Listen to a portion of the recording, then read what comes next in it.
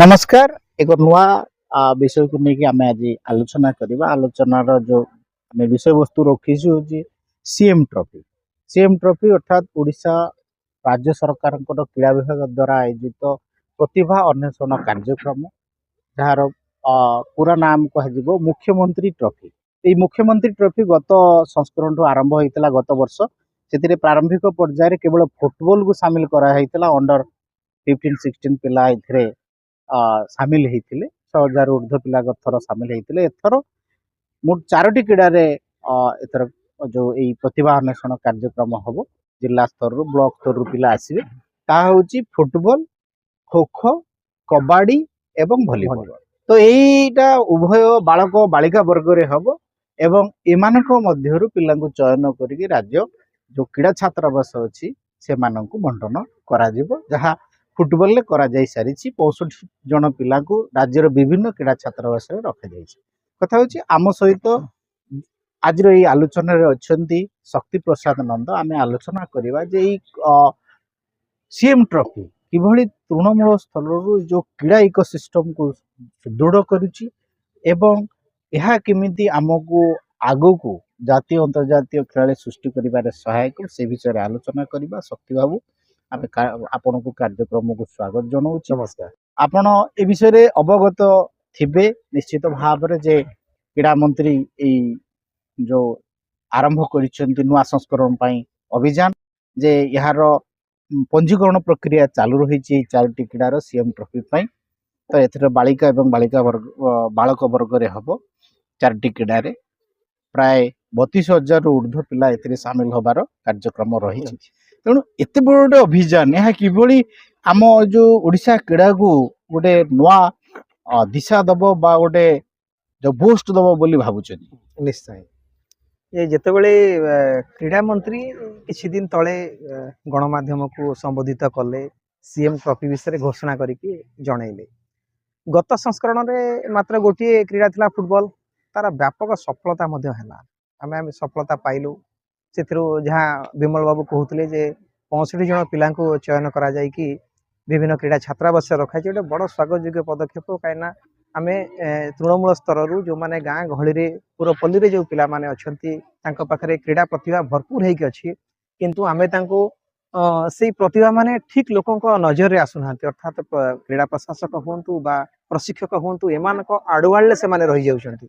एई जो trophy CM trophy माध्यम रे से मानको खोजिकी बाहर करा जाउछि। गोटे ठीक प्रतिभा को आमे चिन्हट करिबा आउ आमे तांको जदी गोटे उचित प्रशिक्षण दे पारिबा ताले आमे गोटे खूब कम दिन भितर आमे जने जातीय अंतर्जातीय स्तर प्रतिभाटी आमे सृष्टि करि परिबा जोटा एटा तार लक्ष्य।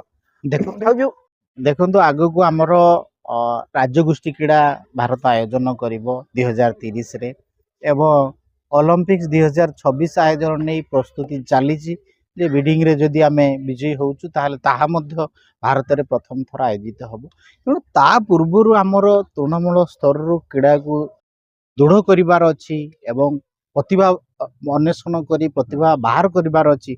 जो माने निज घरे माटी रे ओलंपिक्स हो बा राज्यगोष्ठी क्रीड़ा हो खेली देश पई सुनाम अर्जन करिवे। जहाँ देखा जाए जो माने आयोजक थांती देश गुडी को से माने बहुत भल प्रदर्शन करती एवं अधिक पदक मध्य जीति था।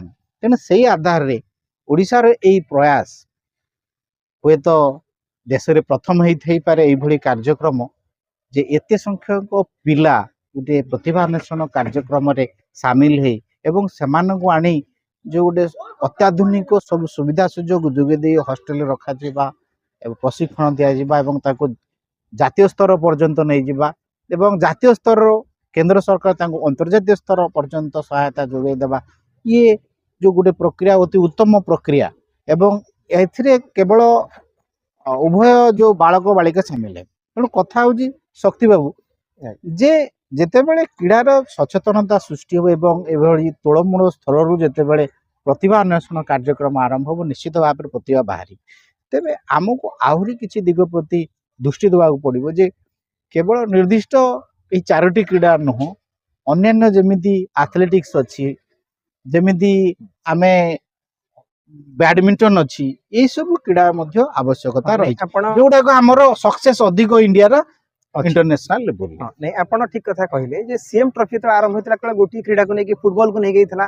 ଏଥିରେ ଯେତେବେଳେ ସରକାର ହୃଦୟଙ୍ଗମ କଲେ ନା ଆଉ କିଛି କ୍ରୀଡ଼ାକୁ ସାମିଲ କରାଗଲେ ଆମେ ଆହୁରି ଭଲ କଣ ତୃଣମୂଳ ସ୍ତରର ପ୍ରତିଭାଙ୍କୁ ଖୋଜିକି ପାଇବା। पाइबा ତେଣୁ ଖୋ ଖୋକୁ ବି ଯୋଡ଼ିଦେଲେ, କବାଡ଼ିକୁ ଯୋଡ଼ିଦେଲେ, ଭଲିବଲକୁ ଯୋଡ଼ିଲେ।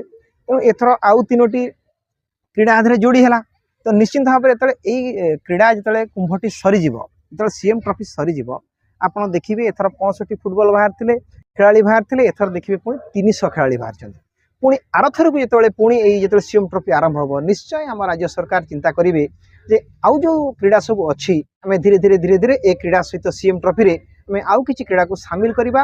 ତାହେଲେ ଯାଇ କ'ଣ ହେଇପାରିବ ଯେ ଆପଣ ଗୋଟେ 5 ବର୍ଷିଆ ହଉ ସ୍କିମ୍ ହଉ କି 10 ବର୍ଷ ଭିତରେ ହଉ, ଆମେ ପାଖାପାଖି ପ୍ରତ୍ୟେକ ବର୍ଷ ଆମେ ରାଜ୍ୟରୁ ହଜାର ହଜାର ସଂଖ୍ୟାରେ ବିଭିନ୍ନ କ୍ରୀଡ଼ାର ପ୍ରତିଭାଙ୍କୁ ଆମେ ସୃଷ୍ଟି କରିପାରିବା, ଯୋଉଟା କି ଆମକୁ ଗୋଟେ ଭଲ ବୁଷ୍ଟ ଯୋଗେଇବ ପରବର୍ତ୍ତୀ ସମୟରେ ଆଗକୁ 2032 ହଉ 2036 ମସିହା ହଉ ଅଲିମ୍ପିକ୍ସ ଯୋଉ କଥା ବିଡିଂ କଥା କହୁଥିଲେ, ସେତେବେଳକୁ ଆମ ଓଡ଼ିଶାରୁ ଏମିତି ଦୁତି ଚାନ୍ଦ ହୁଅନ୍ତୁ, ଶ୍ରାବଣୀ ନନ୍ଦ ହୁଅନ୍ତୁ, ଅମିୟ ମଲ୍ଲିକ ହୁଅନ୍ତୁ, ତାଙ୍କ ଭଳି ବହୁତ ପ୍ରତିଭା ମଧ୍ୟ ଆମେ ସୃଷ୍ଟି କରିପାରିବା। ନାଇଁ ନିଶ୍ଚିତ ଭାବରେ ଉଦ୍ଦେଶ୍ୟ ତ ସେଇଆ, କିନ୍ତୁ ପୂର୍ବରୁ ଆମର ବି କ୍ରୀଡ଼ା ଛାତ୍ର ବର୍ଷ ଥିଲା ଏବଂ ପିଲା ବାହାରୁଥିଲେ, କିନ୍ତୁ ଏଠି ଆଉ ଟିକେ ଆଉ ଦି ପାଦ ଆଗକୁ ଯିବାକୁ ପଡିବ ଯେ ଖାଲି ପିଲାଙ୍କୁ କ୍ରୀଡ଼ା ଛାତ୍ର ବର୍ଷ ରଖିଦେଇ ପ୍ରାକ୍ଟିସ କରିଲେ ହବନି, ଯେ ବର୍ତ୍ତମାନ ସମୟରେ ସେମାନେ କେମିତି ସକ୍ସେସ୍ ହେବେ ସେଇ ଦିଗରେ କାର୍ଯ୍ୟ କରିବାର ଅଛି। କାହିଁକି ନା ଯଦି ଖାଲି ପିଲା ରଖୁଥିବା ସକ୍ସେସ୍ ହାର ନଥିବ, ସେଥିରେ କିଛି ଯଦି ଫଳ ନଥିବ, ତାହେଲେ ଆମେ କୌଣସି ମାନେ ଏଇ ଯୋଉ କାର୍ଯ୍ୟକ୍ରମର ସୁଫଳ ଆମକୁ ମିଳିପାରିବ ନାହିଁ। ଆଉ ତେଣୁ ଗୋଟିଏ ପିଲାଙ୍କୁ ଆପଣଙ୍କ କଥା ମୁଁ ଆଉ ଗୋଟେ ପିଲାଙ୍କୁ କଥା ଆପଣଙ୍କୁ କହି ରଖିବାକୁ ଚାହେଁ ବା ମୁଁ ସରକାରଙ୍କୁ ବି ଅନୁରୋଧ କରିବି, ଆମର ବିଭିନ୍ନ କ୍ରୀଡ଼ାରେ ଯୋଉ ଜାତୀୟ ଅନ୍ତର୍ଜାତୀୟ ଆମ ଓଡ଼ିଶା ଖେଳାଳି ଅଛନ୍ତି, ସେମାନଙ୍କ ପାଖରେ ଭରପୁର ଜାତୀୟ ଅନ୍ତର୍ଜାତୀୟ ଅଭିଜ୍ଞତା ରହିଛି ଖେଳର। ଯୋଉମାନେ ଖେଳରୁ ଅବସର ନେଇ ସାରିଲେ ସେମାନଙ୍କୁ ଚୟନ କରାଯାଏ, ଯଦି ଆମେ ପ୍ରଶିକ୍ଷକ ଭାବରେ କାର୍ଯ୍ୟରେ ଲଗେଇ ପାରିବା, ତାଙ୍କର ଅନୁଭୂତି ସେମାନଙ୍କର ଅଭିଜ୍ଞତା ଆମ ଖେଳାଳିଙ୍କ ପାଇଁ ଗୋଟେ ସଞ୍ଜୀବନୀ ଭଳି ସାବ୍ୟସ୍ତ ହବ। ଆମେ ବହୁତ ଭଲ ଭଲ ଖେଳାଳି ଆମେ ବାହାର କରିପାରିବା ସେମାନଙ୍କ ଅଭିଜ୍ଞତାକୁ ନେଇକି। ତେଣୁ ମୋର ଗୋଟେ ଅନୁରୋଧ ରହିବ ସରକାରଙ୍କ ପାଖରେ, ନିଶ୍ଚିତ ଭାବରେ ଯୋଉ ଖେଳାଳି ମାନେ ଆମର ଖେଳ ଜୀବନ ଶେଷ କରିଛନ୍ତି, ଖେଳଠୁ ଦୂରେଇ ଗଲେଣି, ସେମାନଙ୍କୁ ଚୟନ କରାଯାଉ, ପ୍ରଶିକ୍ଷକ ଦାୟିତ୍ୱ ଦିଆଯାଉ, ସେମାନେ ଖେଳାଳି ଗଢିବା କାମରେ ସେମାନଙ୍କୁ ଲଗାଯାଉ ବୋଲି ମୋର ଗୋଟେ ଅନୁରୋଧ ନିଶ୍ଚିତ ରହିବ। ଭାବରେ ଆପଣ ଅତି ଉତ୍ତମ ପ୍ରସ୍ତାବ ଦେଇଛନ୍ତି। କାହିଁକି ନା ବେଳେ ବେଳେ ସମସ୍ୟା କ'ଣ ହୁଏ ନା ବାହାରୁ ଆସୁଥିବା କୋଚ୍ଟିଏ, ବାହାରୁ ଆସୁଥିବା ଅନ୍ୟାନ୍ୟ ଯୋଉ କୋଚିଂ ଷ୍ଟାଫ ମାନେ ଏଠାକାର ପରିବେଶ ସହିତ ପରିଚିତ ନଥାନ୍ତି, ଏଠାକାର ପିଲାଙ୍କୁ କେମିତି ମନାଯିବ ବା ସମସ୍ୟା ଦେଖାଯାଏ, ଭାଷାଗତ ତାରତମ୍ୟ ଥାଏ। ଭାଷାଗତ ସମସ୍ୟା ମଧ୍ୟ ଦେଖାଯାଏ। ତେଣୁ ସେଇ ଆଧାରରେ ଯଦି ସରକାର ଆମରି ଘରୋଇ ପିଲାଙ୍କୁ ଯୋଉମାନଙ୍କର ଅଭିଜ୍ଞତା ରହିଛି, ଯୋଉମାନେ ରିଟାୟାର୍ଡ କରିଗଲେଣି ଇଣ୍ଟରନ୍ୟାସନାଲରୁ, ସେମାନଙ୍କୁ ଯଦି କାର୍ଯ୍ୟରେ ନିୟୋଜିତ କରିବେ, ସେମାନଙ୍କୁ ଯଦି ଦାୟିତ୍ୱ ଦିଅନ୍ତି, ତାହେଲେ ନିଶ୍ଚିତ ଭାବରେ ଓଡ଼ିଶା ଆଗାମୀ ଦିନରେ ହରିୟାଣା, ହରିୟାଣା, ମହାରାଷ୍ଟ୍ର, ପଞ୍ଜାବ, ପଞ୍ଜାବ ମଣିପୁର ଏଭଳି ରାଜ୍ୟକୁ ପଛରେ ପକେଇଦେବ। ତେଣୁ କ୍ରୀଡ଼ାର ଉତ୍ତରୋତ୍ତର ଉନ୍ନତି ହେଇପାରିବ। ତେବେ କାର୍ଯ୍ୟକ୍ରମକୁ ଆମେ ଏଇଠି ରଖୁଛୁ। ନମସ୍କାର। ନମସ୍କାର।